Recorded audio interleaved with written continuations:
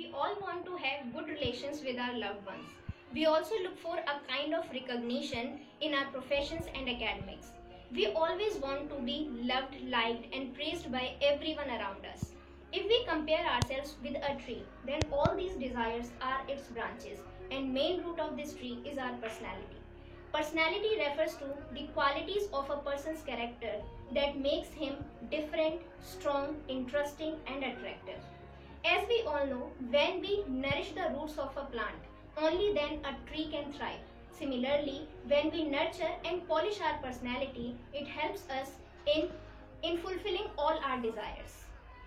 Namaste to all the wonderful souls. My name is Rajni and today I'll share 6 wonderful points for developing one's personality, and I'll talk about inner personality only. Point number 1. Be a good listener. Have you ever thought that why nature gave us one tongue and 2 ears? It might be an indication that we should listen twice as much as we can speak. So respect the nature and give importance to the thoughts of others also. Point number 2. Feed the positivity inside you. As we all know that we are the ultimate product or ultimate result of our thoughts. And so think positive about yourself and about others. Remember, no one is perfect in this world, but thoughts have the power of changing everything. So try to become a positive personality.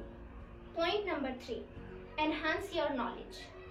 In this competitive world, in this cutthroat competition, can we imagine ourselves without knowledge? No, not at all. So enhance your knowledge. For this, you can read something useful on daily basis. Knowledge also helps you to boost your confidence. Point number 4. Matching a key to communication. As we all know, good communication is a bridge between confusion and clarity. Similarly, effective communication is a key to good relations and leadership. Matching or mirroring. It refers to imitating another's movements. We all know, are you aware about this fact that whenever we are attracted towards someone, then we tend to imitate each other's movements, postures, gestures, flows, etc. So we can say that mirroring is a lifeline to the communication. One more thing, your communication should be honest, open and two-way. Point number 5. Here we talk about P square. P square means patience and praise. Possess the quality of patience. It will help you not to become patient. I am talking about mentally and not physically. And always praise the person who is in front of you with whom you are talking to. It binds your communication. Last but not the least, point number 6. Believe in yourself and never give up. There is a saying that winners never quit and quitters never win. Nelson Mandela said that you never fail. Either you learn or win.